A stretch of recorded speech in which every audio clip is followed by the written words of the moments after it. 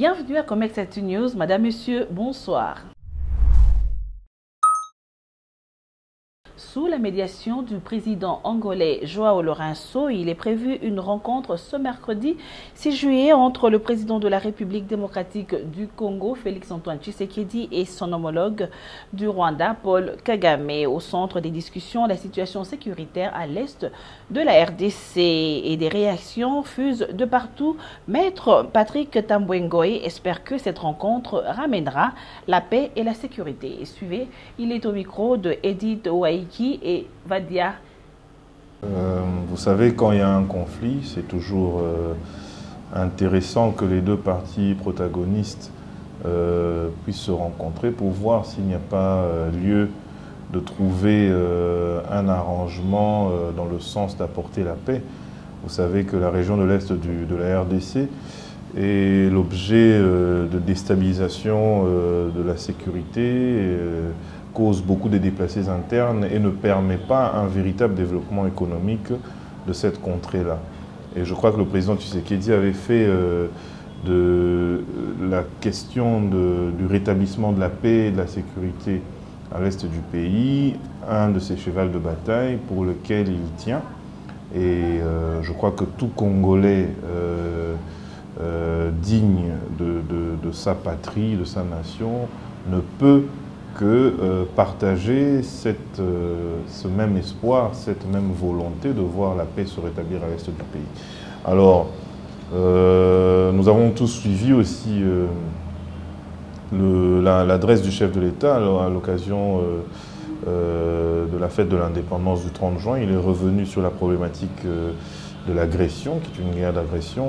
Aujourd'hui, il n'y a plus de doute à se faire par rapport aux évidences de l'agression rwandaise à travers le M23. Et donc on a senti la détermination du chef de l'État à se battre pour que cette paix soit rétablie. Donc, mais il avait également indiqué qu'il menait sa démarche dans les deux axes, l'axe diplomatique et l'axe militaire. Donc je crois que le rendez-vous ou la rencontre de demain est dans un axe diplomatique avec la médiation du président angolais. Il n'est pas exclu que cela puisse donner des fruits que nous espérons en rapport avec la paix. Et je dis que la voie diplomatique est une voie que l'on peut aussi privilégier ou à laquelle on ne devrait pas cesser de recourir. Mais il ne faut pas y aller comme dans un marché de dupes. Je crois que le président Tshisekedi est suffisamment mieux placé pour se rendre compte de la ruse, je peux dire, dont il a été victime, pas que lui, on va dire toute la nation congolaise, dans les différentes démarches diplomatiques qu'il a eu à mener avec son homologue rwandais en vue de ramener la paix. Alors, on ne sait pas, peut-être qu'avec le contexte actuel. Donc la voie diplomatique n'est pas à exclure, mais nous encourageons le président Tshisekedi, nous, c'est-à-dire comme tout Congolais, à garder cette même détermination, à ne pas lâcher prise. Si, au vu des discussions, il ne semble pas être convaincu de la sincérité de son homologue, la voie militaire restera la seule voie à laquelle on devra recourir, puisque elle est en train de porter ses fruits. Le moral des forces armées est au zénith. La population congolaise est derrière ces forces armées. Donc aujourd'hui, on est déterminés, nous en tant que Congolais. Donc je crois que toutes les parties, c'est-à-dire la RDC ainsi que le Rwanda, sont en train ou ont mesuré les différents paramètres en termes de conséquences que pourrait engendrer si jamais une guerre est véritablement enclenchée. Une autre réaction, c'est celle d'Isaac Ngwenza, analyste politique. Il pense que la voie diplomatique demeure le meilleur moyen de résolution des conflits armés. On l'écoute au micro de Denise Poitiers. Ce que nous attendons de la rencontre de Luanda, c'est pour que ça puisse aboutir à une solution qui doit amener Kagame à retirer ses troupes de notre territoire et permettre aussi à notre gouvernement de continuer à régler d'autres problèmes qu'on a à l'Est, tels que les ADF à Beni et les Codeco en Ituri et tous les autres groupes armés qui opèrent dans la partie Est du pays. Donc nous attendons de Luanda la fin des hostilités avec le M23. Parce qu'à Nairobi, quand le président Tshisekedi a tendu les mains aux rebelles, on a vu le M23 se retirer ou ne pas venir. Bon, moi je suis un Congolais, un penseur, un journaliste qui soutient totalement la vision de notre diplomatie dans la mesure où la diplomatie congolaise aujourd'hui prône le dialogue comme mode de résolution de tout conflit. Dans ce sens, je crois que par la diplomatie, nous pourrions arriver à mettre fin à cette guerre avec le M23 à la partie est de notre pays. Mais l'option militaire, ça pourrait être le dernier ressort. C'est seulement quand on aura épuisé toutes les voies pacifiques des négociations et que l'adversaire ne veut pas admettre des solutions amicales ou pacifiques, à ce moment-là, nous n'aurons pas d'autre choix que d'exercer aussi une pression ou la voie militaire pour imposer la paix dans la partie est de notre pays. Donc l'option militaire n'est pas exclue, mais ça pourra intervenir qu'au dernier ressort. Du côté de la population, les avis restent partagés. Suivez. Vous êtes sans ignorer que le président de la République, son Excellence Félix-Antoine Tshisekedi, s'est toujours battu pour la restauration de la paix à l'est du pays. Alors, la guerre se fait sur le plan diplomatique. Et aussi à l'est, vous voyez que nos militaires sont en train de se battre. Le président a besoin de la paix. Et la paix, on ne négocie jamais la paix. Et lorsque le président est là-bas, il est en train de faire entendre le message de la RDC et la position de la RDC par rapport à l'agression du Rwanda. Tout le monde sait, toute la communauté internationale sait que nous sommes agressés par le Rwanda qui est derrière le M23. Le président ne part pas commander ou demander pardon à Kagame, le président part signifier à Kagame qu'il cesse de soutenir le M23. Nous affrontons déjà le Rwanda, nos militaires sont au front, ils se battent, ils se comportent très bien. Quelques territoires, quelques localités ont été déjà récupérées par nos forces loyalistes à qui nous rendons un hommage. Et le président est en train de se battre. Il y a toutes les dispositions qui ont été mises en place pour qu'on regagne Bunagana. Je viens de suivre et dans quelques heures, Bunagana sera repris. D'abord, je félicite le président de la République parce que même la guerre, avant de se faire la guerre, il faut se préparer. Alors, mais s'il y a un problème, on demande qu'on puisse se rencontrer. Je ne crois pas que c'est une mauvaise chose. Je crois que nous devons nous parler. Mais comme le président dit, si vous voulez la guerre totale, on va s'y mettre. Si vous voulez aussi la paix totale, on est là pour faire la paix. Voilà pourquoi nous sommes en train d'encourager le président dans toutes les options qu'il est en train d'entreprendre pour qu'on puisse enfin rétablir la paix à l'est de la République démocratique. Comme mes prédécesseurs l'ont dit, nous voulons la paix. La guerre ne va nous apporter à rien du tout. Nous voulons que notre frère, président de notre pays voisin, qu'il vienne autour d'une table, pourvu que nous puissions se rencontrer, se parler pour avoir une paix totale. Oui, notre président de la République, Félix-Antoine Tshisekedi Tshilombo, est déterminé pour mettre la paix. Et ce qu'il est en train de faire, c'est juste mettre la paix du côté de l'Est. Alors nous demandons à tout et à toute la population congolaise de les soutenir à 100%. C'est ce que nous pouvons faire. Mais le président est déterminé pour amener la paix. Après beaucoup des années de la guerre du côté Est, mais lui il est déterminé en tout cas. Nous devons les soutenir à 100%. Début ce mardi 5 juillet de l'examen national de fin d'études primaires sur toute l'étendue de la République démocratique du Congo. Le coup d'envoi a été donné par le ministre de l'EPST, Aki Sangani. C'est un reportage de Bénédicte Kiakouba. L'examen national de fin d'études primaires a démarré ce mardi sur toute l'étendue du territoire de la République démocratique du Congo.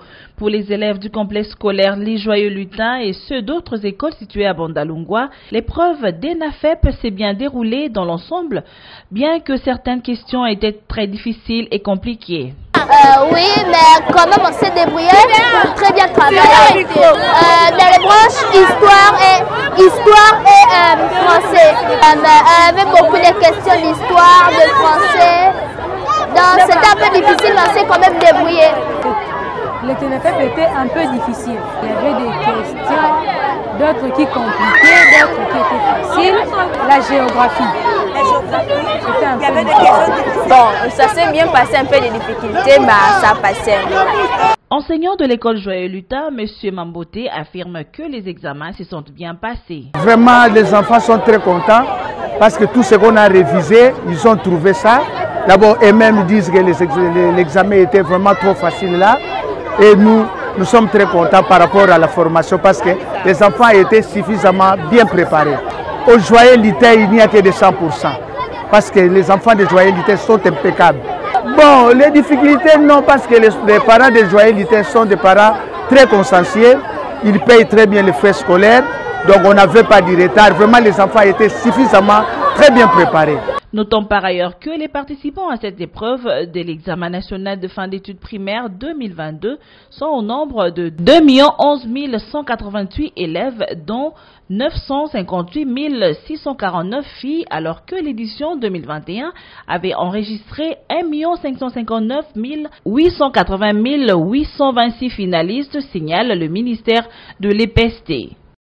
Parlons santé à présent, dans le souci d'accompagner la vision salvatrice du chef de l'État, Félix-Antoine Tshisekedi, relative à la couverture santé universelle. Le docteur Joël Mundandi Souka, par le biais de collectif Promo Jeunesse, a initié un programme qui vient soulager tant soit peu les personnes vulnérables. C'est un reportage de Sylvie Yedidia. Beaucoup de choses.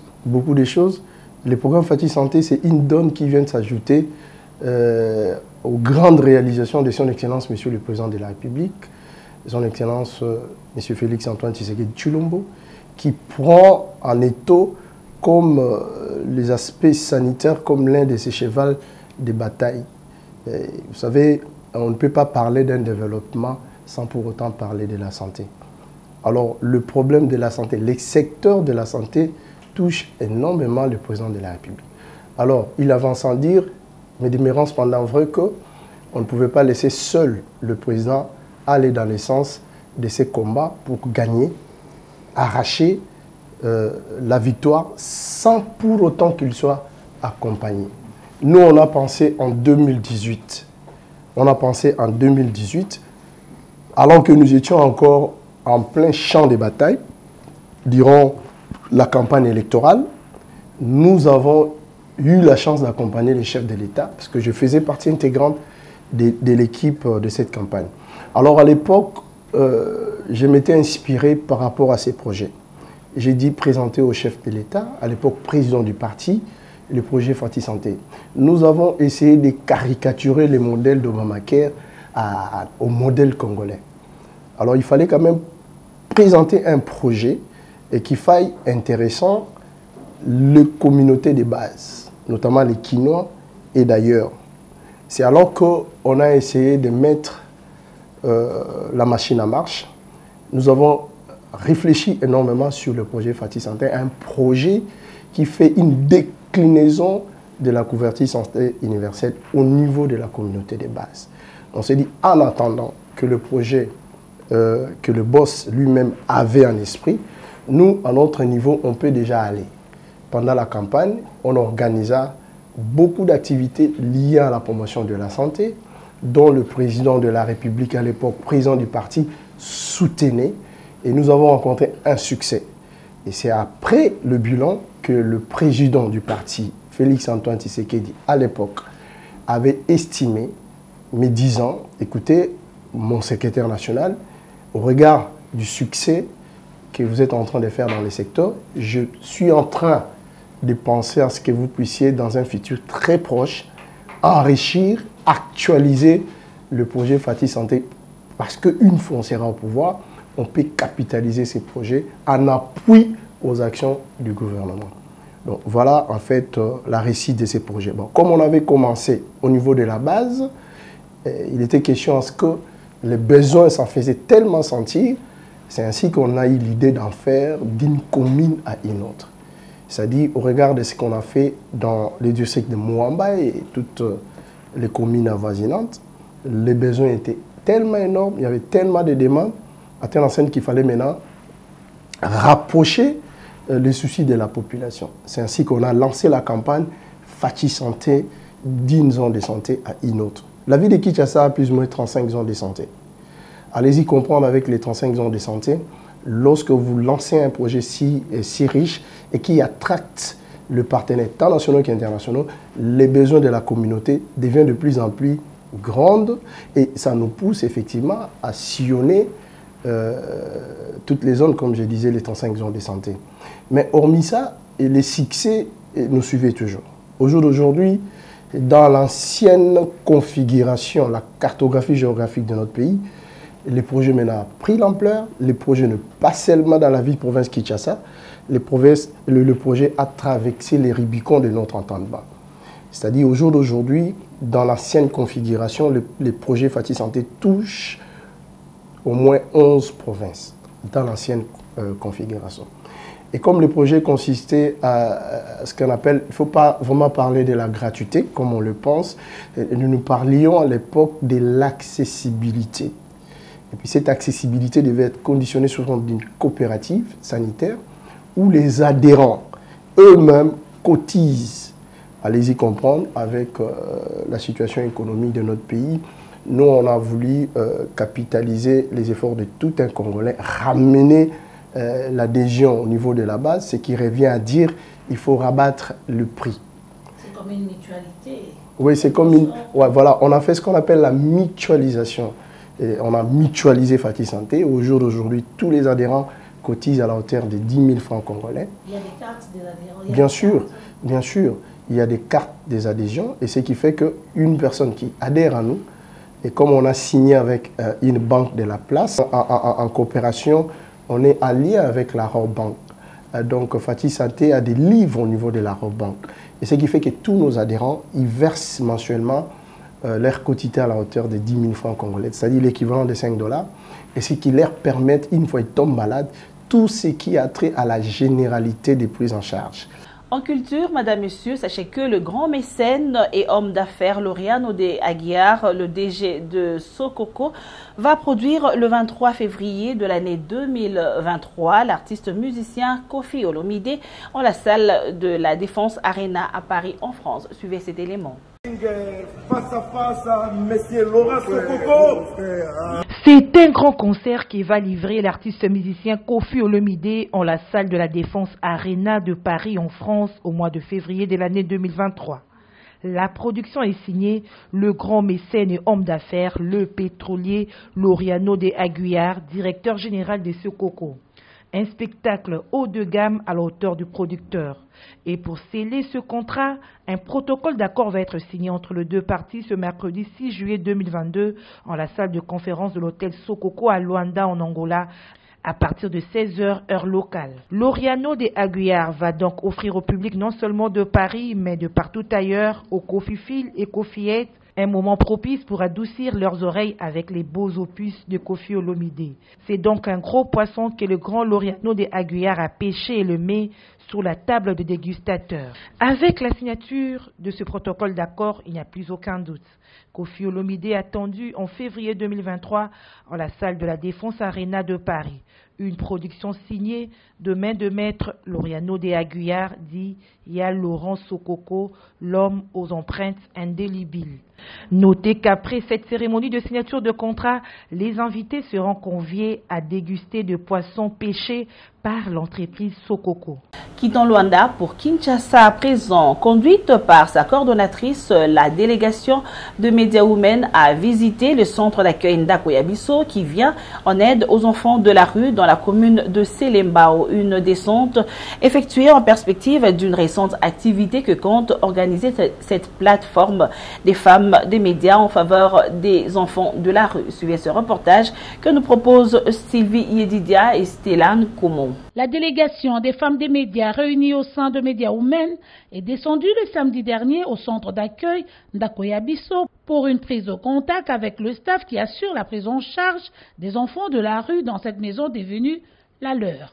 Une rencontre sanctionnée par un échange fructueux avec le frère Jean-Pierre qui dirige le centre d'accueil qui offre aux enfants de la rue des services tels que l'alphabétisation, la remise à niveau scolaire, l'artisanat, l'écoute et le suivi psychologique, le repas, l'hébergement, les soins de santé, la prière, les jeux ainsi que le jardinage.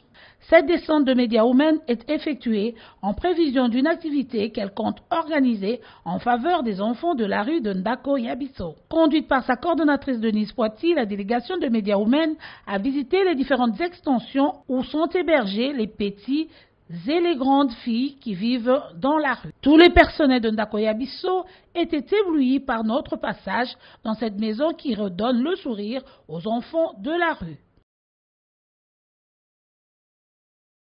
La police nationale congolaise a présenté ce mardi 5 juillet 2022 à Kinshasa, particulièrement dans la commune de Makala, un groupe de bandits urbains appelé communément Kuluna. Une opération menée par le colonel Faye en présence de la population riveraine. C'était à la commissariat provincial de la ville de Kinshasa. Suivez ce reportage.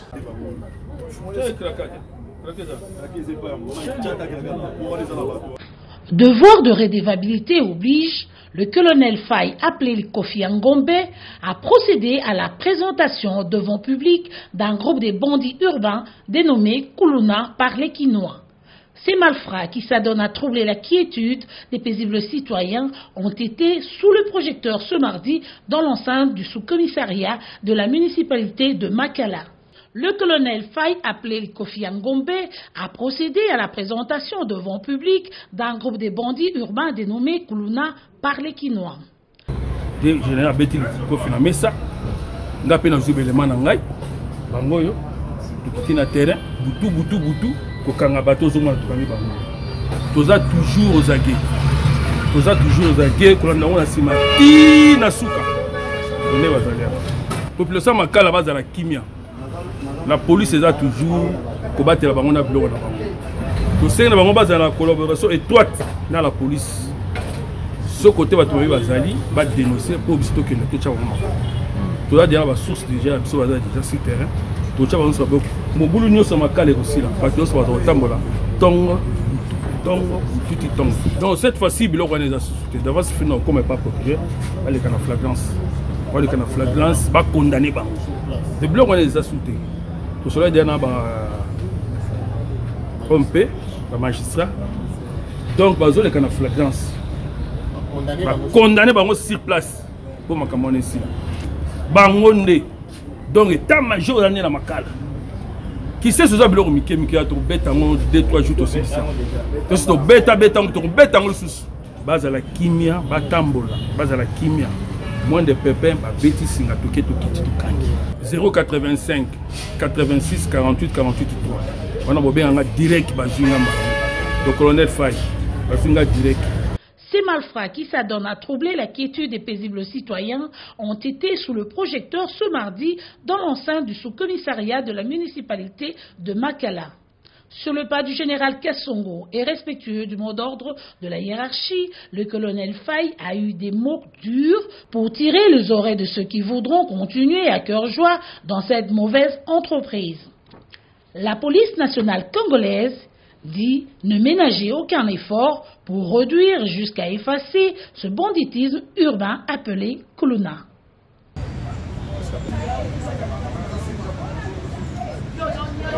Une brève avant de poursuivre ce journal. Les étrangers vivant à Kinshasa ont 10 jours pour se faire identifier. La ville-province de Kinshasa procède à partir de ce 5 juillet à l'opération d'identification de tous les étrangers de Kinshasa ainsi qu'à la délivrance de la carte de résidence à ces derniers. Annonce faite dans un communiqué officiel rendu ce jour, signé par le gouverneur Gentini Ngobila. L'autorité urbaine tient à se conformer aux lois de la République démocratique du Congo. Ainsi, l'opération va concerner tous les étrangers ou expatriés, adultes, étudiants, missionnaires et mineurs à partir de l'âge de 6 ans, résidant à Kinshasa, à l'exception des membres du corps diplomatique et consulaire, fonctionnaires internationaux, leurs conjoints ainsi que leurs enfants mineurs non mariés vivant sous leur toit. Nous y reviendrons.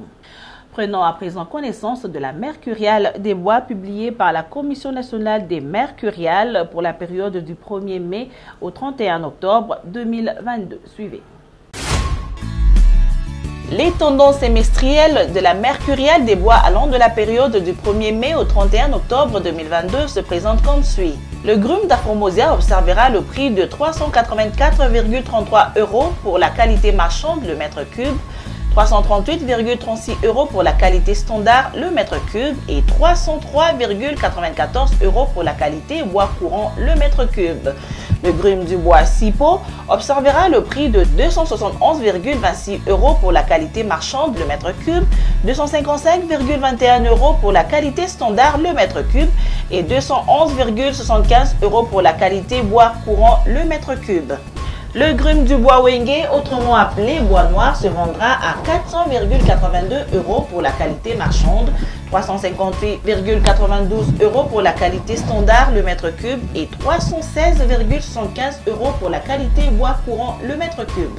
Le grume du bois Damia coûtera 144,54 € pour la qualité marchande, 130,7 € pour la qualité standard et 108,44 € pour la qualité bois courant le mètre cube. Le grume du bois Iroko observera comme LM le prix de 314,81 € pour la qualité marchande, 283,32 € pour la qualité standard et 247,30 € pour la qualité bois courant le mètre cube. Le grume du bois Kaya observera comme LM et coûtera pendant cette période 233,48 € pour la qualité marchande, 209,83 € comme prix standard et 183,20 € pour la qualité bois courant le mètre cube. Du côté du bois Kosipo, le grume observera comme prix 141,7 LM, 126,98 c'est son prix standard et 105,78 € pour le bois courant.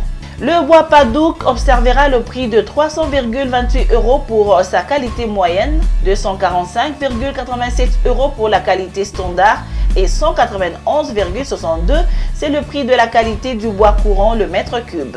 Bouclons avec le bois Tola dont le grume coûtera 142,5 € pour la qualité marchande, 127,83 € pour la qualité standard et 106,52 € pour la qualité bois courant le mètre cube. Voilà tout pour cette Mercuriale des bois. La Mercuriale vous est proposée par le ministère du Commerce extérieur. Déjà dans vos kiosques, Comex Actu Magazine, spéciale édition Laureano de Aguiar, dit Ya Laurent Sokoko. Lisez et faites lire votre magazine. Comex Actu Magazine, déjà dans vos kiosques. Édition spéciale avec une étoile qui brille dans les firmaments des affaires en Angola, Afrique et l'Europe. Il s'agit des Laureano, des Aguiar, dit Laurent Sokoko. À découvrir l'entreprise Sokoko qui s'est illustrée dans la commercialisation des produits pétroliers depuis plus de 25 ans au pays de Joao Lourenço. Loin de se contenter d'un seul domaine d'activité, la Sokoko s'est investie dans l'industrie de la pêche artisanale et semi-industrielle. À découvrir dans Comex Actu avec son grand partenaire traditionnel, la Sonangol. Le cofondateur du grand marché de Loufou soutient la création d'une banque frontalière. Lisez dans votre magazine Comex Actu, qui est Laureano de Aguiar, dit Laurent Sokoko. Sa biographie, son parcours, sa passion dans Comex Actu. Membre actif du parti au pouvoir à MPLA, il soutient les initiatives du président angolais Joao Lourenço, dont il s'est dit être l'héritier de ses idéaux. les grands managers, grands mécènes de la musique africaine, aujourd'hui plus de 10 ans. Ces croyants catholiques pratiquants ne s'est jamais gêné d'être drummer et chantre à l'église catholique. Vivez des moments d'échange et d'enrichissement du DG Sokoko avec Loïc Leflog. Grande figure emblématique du pétrole dans Comex Actu, découvrez la collaboration entre la Sokoko et la SNPC à travers les deux directeurs généraux, Loriano Dagouillard et Raoul Mexem Ominga. Découvrez cet entrepreneur des renom dans Comex Actu Magazine. Lisez et faites lire votre magazine. Comex Actu, communiquez autrement.